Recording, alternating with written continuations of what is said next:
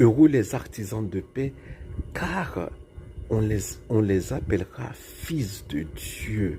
Voilà, c'est un honneur immense. Et il faut se rappeler euh,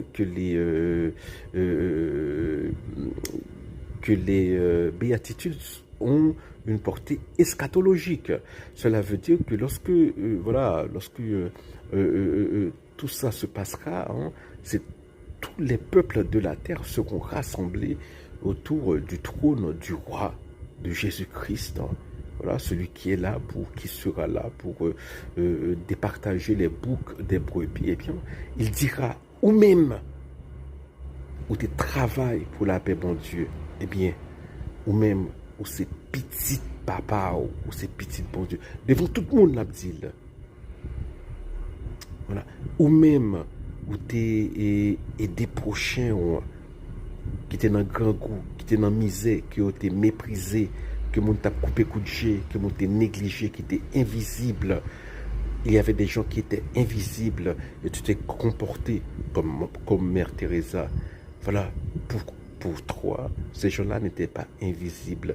Tu les as secourus et en les secourant, tu m'as aussi secouru. Voilà, devant tout le monde l'a dit ça. Voilà, c'est ça, hein, c'est la dimension eschatologique des béatitudes.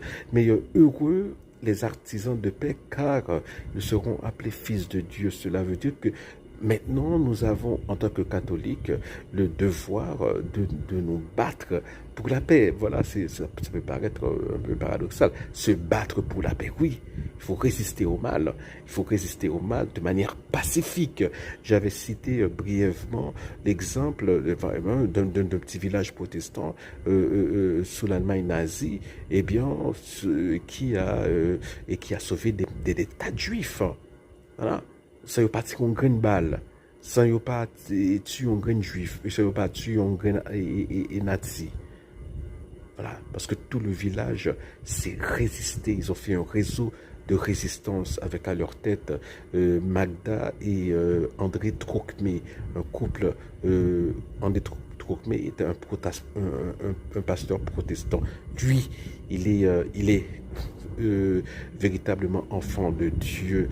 Eh bien, nous allons demander à l'Esprit Saint, nous allons demander au cours de cette année jubilaire, surtout par rapport à notre pays, eh bien, nous allons demander à Dieu de faire de nous des vecteurs de sa paix pour que finalement Haïti commence à sortir de